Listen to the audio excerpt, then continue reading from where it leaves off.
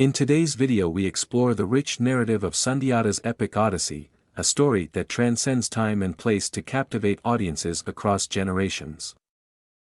The Epic of Sundiata is a revered narrative within the Malinke people, chronicling the extraordinary life and accomplishments of Sundiata Keita, the founder of the Mali Empire. Passed down through generations of griots or what is known as Djeli, this epic poem encapsulates not only the historical events of Sundiata's life but also offers profound insights into the culture and values of the Mande ethnic group. Dating back to the 13th century, the origins of the epic lie in oral tradition, with each retelling by griots adding layers of richness and depth to the story. While there is no single authoritative version, the modern rendition, translated into French by Djibril Tamsir Niane in 1960, draws heavily from the oral account by Djeli Mamoudou Kouyate. This blending of oral tradition with written summaries, particularly during the colonial era, highlights the dynamic nature of storytelling and its adaptation to changing contexts. Before we delve into the plot and themes of the epic, the concept of the griots and the Malinke people are first introduced to understand the role played by the two in the preservation of the Epic of Sundiata. Griots, also known as Djeli or Djeli, are traditional oral historians, storytellers, poets, and musicians in West African societies, particularly among the Mande people. They play a vital role in preserving the cultural heritage and history of their communities through the oral transmission of stories, songs, and genealogies. Griots are often revered figures within their societies, entrusted with the responsibility of recounting the past, interpreting current events, and imparting moral lessons. They possess an extensive knowledge of their community's history, traditions, and genealogies, which they transmit orally from one generation to the next. In addition to their storytelling prowess, griots are accomplished musicians, adept at playing traditional instruments such as the kora, balafon, and ngoni.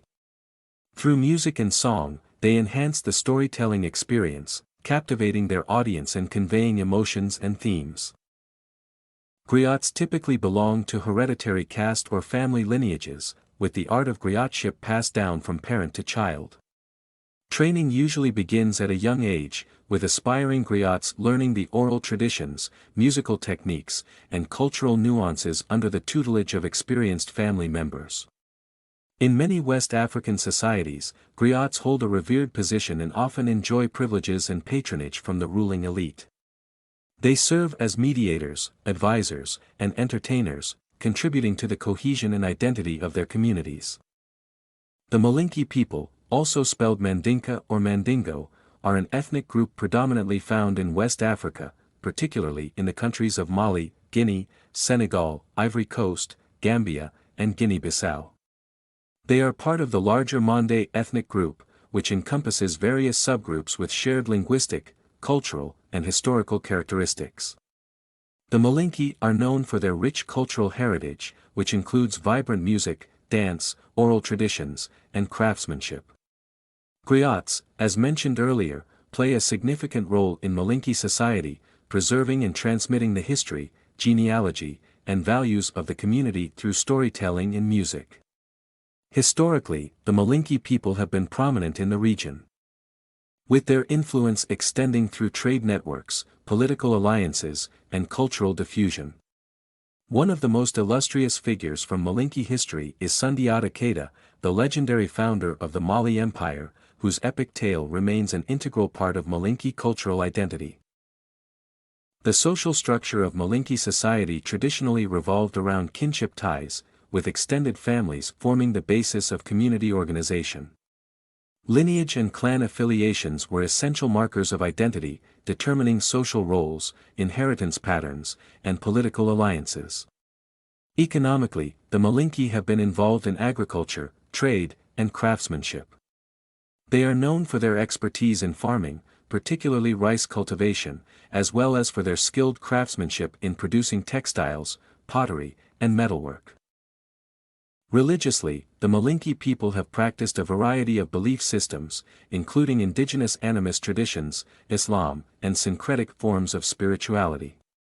Islam, introduced to the region through trans-Saharan trade and conquests, has become a dominant religion among the Malinke, coexisting with traditional beliefs and practices. Despite the impact of modernization and globalization, the Malinke people continue to maintain strong cultural ties and traditions, celebrating festivals, ceremonies, and rites of passage that reflect their identity and heritage. Griots, artisans, and community leaders play a crucial role in preserving and revitalizing Malinke culture in the face of changing societal dynamics.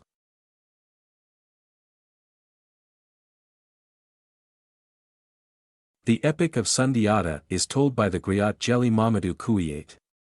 He begins with details of Sundiata's ancestors, as the force of history is important in the tale of the man whose victory will create the Mali Empire. Sundiata's father, Magan Khan Fata, was king of the city of Niane. One day, a soothsaying hunter foretells that he will produce a great ruler through the marriage of an ugly woman. Later, two hunters bring a woman to offer as his wife, and he sees this as the foretold woman, Sogolon. The hunters earned her by defeating a monstrous buffalo that was terrorizing a land far away. Through showing kindness to an old woman, they were taught the secret of the buffalo and then given their choice of woman by the king whose realm was being terrorized. The old woman told them to choose the ugliest maid, and they did. The king takes Sogolon for his wife, but she refuses to let him consummate the marriage until magic powers help him to rid her of a wraith, spirit, that was making her resistant. Sundiata is conceived. In childhood, Sundiata faces two obstacles. First, because of the prophecy, the king's first wife Sassouma Barit spreads vicious rumors about him and Sogolon in an effort to elevate her own son's stature, and second, he is crippled and does not walk until the age of 7. Despite his physical limitations, his father sees wisdom in his son and gifts him Griot Bala Fasek, the son of his own griot. The king dies soon afterwards and his eldest son, Dankaran Tuman, is given control by the elders, who do not see much future in the crippled boy. One day, when Sogolon is embarrassed by the queen mother, Sundiata uses a rod to help himself stand on 2 legs, and from this day onwards, his strength is unmistakable. Frightened her own son will lose his control, the queen mother Sassouma Barit orchestrates exile for Sundiata, Sogolon, and their immediate family. For 7 years, they travel from asylum to asylum, sometimes being shown great hospitality and occasionally being mistreated by their hosts. All the while, Sundiata learns of new peoples and customs, while impressing most people he meets. He spends a particularly long time with Musa Tunkara at Mima, who helps raise Sundiata and teaches him the ways of war so as to potentially groom the boy as his heir.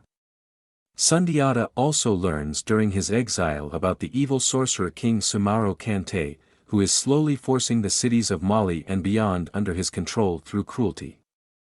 When Niane falls to the sorcerer king, a search party is sent to Ghana to find Sundiata and ask him to claim his mantle as ruler. Though his choice to return to Mali and battle the sorcerer king upsets the Musa Tunkara, he is ultimately given his blessing and the first of his subservient armies.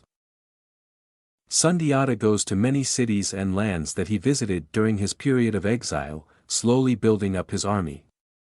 Finally, his armies come up against those of Sumaro. Though Sundiata is successful in his battles, he cannot harm the sorcerer king because the latter has magical protections. Sundiata turns to magic for help, and through sacrifice is able to craft a magical arrow. In their largest battle, Sundiata nicks Sumaro with the arrow and the sorcerer king loses his power. Sumaro retreats and escapes. Accompanied by Fahli, Sumaro's nephew who revolted after being betrayed by his uncle, Sundiata pursues Sumaro for several days. They finally trap him in a cave with nowhere to go. They have won. After his victory, Sundiata defeats the kings who stayed loyal to the sorcerer king. He then returns to Niane and founds the Mali Empire, splitting it up to show respect for all the rulers who promised to serve him. The griot ends the epic by praising Sundiata and his rule of the golden age of the Mali Empire. He tells the audience that Mali is eternal and that reminders of history are everywhere, but only the griot can know all. Central to the narrative is the significance of preserving tradition, as emphasized by the griot's role in recounting the past. The tale underscores the importance of remembering past triumphs and alliances to maintain peace and cohesion within society. The epic explores the theme of destiny, portraying Sundiata's rise to power as foretold by soothsayers and guided by fate. Despite attempts to hinder his ascent, Sundiata's path towards realizing his destiny is inevitable, ultimately leading to the founding of the Mali Empire. Sundiata embodies heroic virtues such as strength, bravery, patience, and humility, making him more than just a great warrior but also a compassionate and wise ruler. The epic examines the qualities that define Sundiata as a hero and the virtues that are celebrated within Mandingo society. Mali's complex relationship with religion, magic, and nature is explored throughout the narrative. Sundiata's ability to navigate the spiritual realm and humble himself before supernatural forces plays a crucial role in his triumph over adversity. The epic portrays a skepticism towards humanity, highlighting mankind's tendency towards fickleness and short-sightedness. The griot critiques the public's readiness to follow displays of strength and their susceptibility to manipulation, emphasizing the need for strong leadership to guide society. Loyalty is depicted as a fundamental virtue, both between allies in war and between individuals and tribes. Sundiata's ability to inspire loyalty and forge alliances is essential to his success as a leader and the establishment of the Mali Empire. Music serves as a powerful symbol of community, history, and celebration within Mandingo society. The warmth of the human voice and the rhythmic beats of song and dance are integral to preserving oral tradition and fostering a sense of unity among the people. At the heart of the narrative lies the familial dynamics within Mande society, characterized by the contrasting forces of Badinya and Fadinya. Sundiata's own journey is shaped by these familial tensions, as seen in the rivalry between him and his half-brother Dankaran II-Man, emblematic of Fadinya. The exodus of Sundiata and his mother Sogolon from Mali, propelled by the machinations of Sassouma, underscores the destructive nature of Fadinya. Conversely, the unwavering support of Sundiata's sister Kalankan and his siblings epitomizes the constructive force of Badinya, crucial for Sundiata's eventual triumph. Sundiata's physical impairment, unable to walk throughout his childhood, serves as a metaphorical manifestation of the challenges he faces. Yet, it is through the encouragement of his mother and his eventual confrontation with adversity that Sundiata transcends his limitations. His transformation into a formidable warrior during his exile in the Mima kingdom symbolizes resilience and growth, paving the way for his return to Mali to fulfill his destiny. All in all, the Epic of Sundiata stands as a testament to the power of storytelling in preserving history, culture, and values. Through its portrayal of Sundiata's journey, it encapsulates the resilience, familial bonds, and triumph of the human spirit, resonating across generations and cultures. As an enduring symbol of heroism and destiny, Sundiata Keita continues to inspire and captivate audiences worldwide. Thank you for watching. Until next time.